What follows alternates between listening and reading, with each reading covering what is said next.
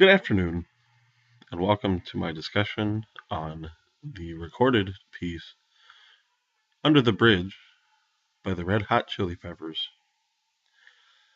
Under the Bridge was recorded in 1991 and released on the album Blood Sugar Sex Magik in 1992. Its success and popularity allowed it to reach number 2 on the Billboard charts and was certified platinum. The simplistic nature of the tune allows for the simple enjoyment of its listeners. There's also multiple meanings and entendres based on the lyrics. And these are the kinds of things I will discuss. Those of you who are familiar with the piece know that it begins with the intro riff hook by John Frusciante, which is instantly recognizable as the beginning of this piece. You hear the first 3 notes and become very conscious that you are about to hear Under the Bridge. This introduction plays through twice. On the conclusion, the first verse begins with the guitar riff continuing and a simple backbeat snare click, a backsticking on the snare drum from Chad Smith through the verse. Again, very minimalistic as far as instrumentation. Only at the conclusion of the first verse is there a single bass note introduced by bassist Flea, which purely diminuendos into the second verse. The second verse still continues with the guitar and the drum click, which then goes into the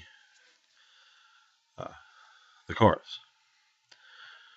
During the chorus section, the full instrumentation is utilized, returning back to the verse where it goes back to just guitar and drums. Then into the next chorus, which then builds into the bridge, which is the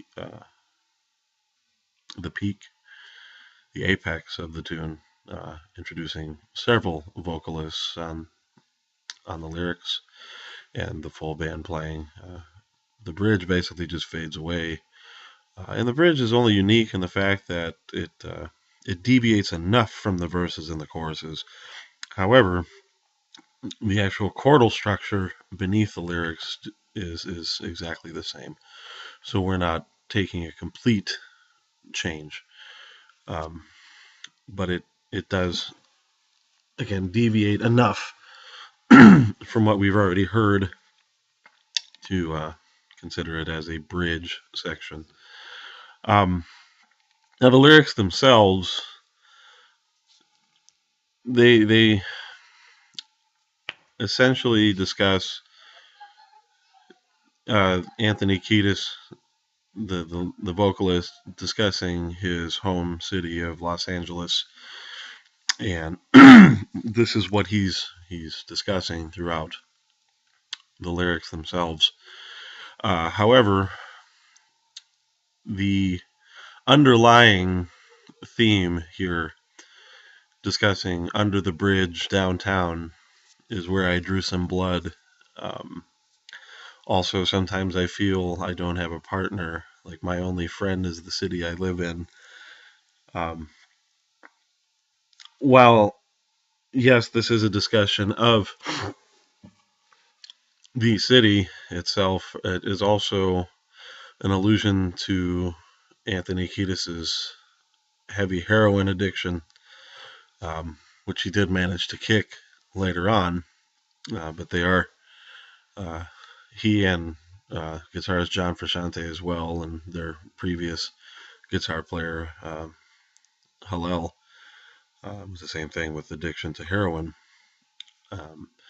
In the chorus section, the lyric, "I don't ever want to feel like I did that day, but take me to the place I love, take me all the way." Again, double entendre.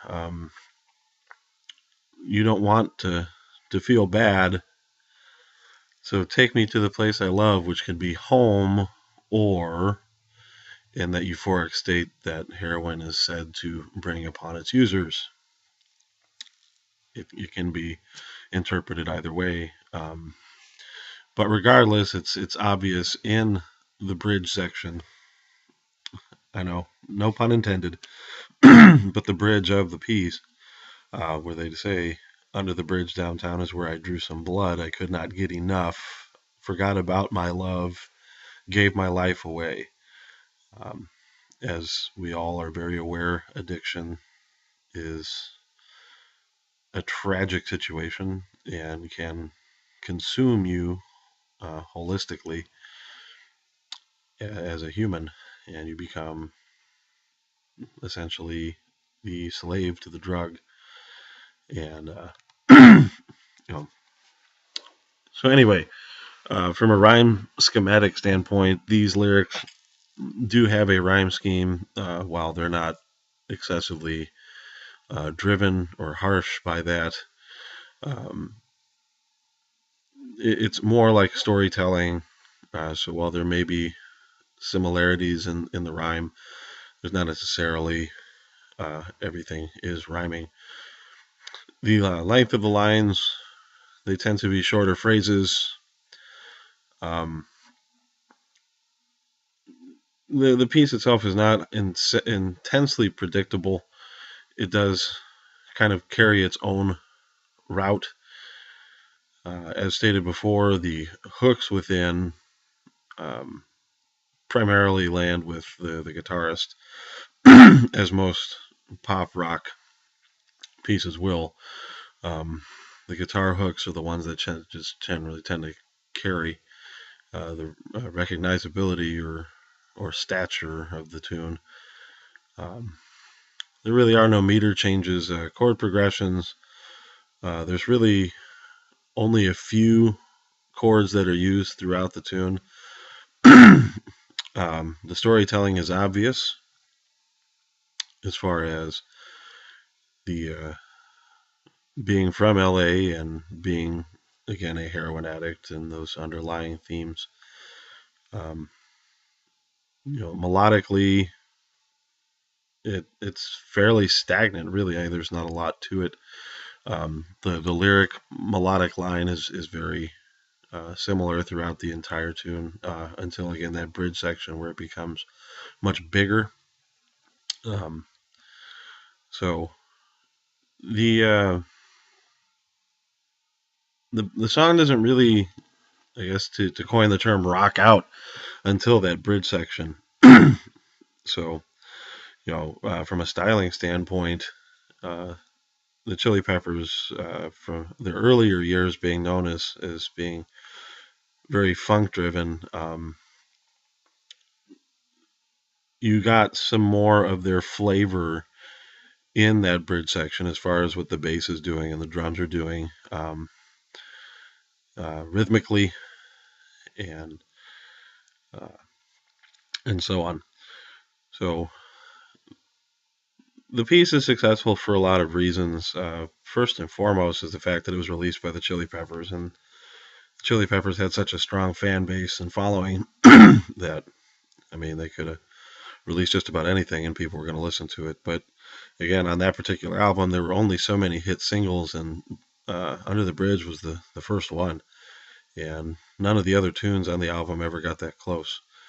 So it's something about being a ballad and having a deep rooted meaning in its lyrics and even its simplicity in its music itself, make it easier to listen to, and many other listeners can draw parallels to its message.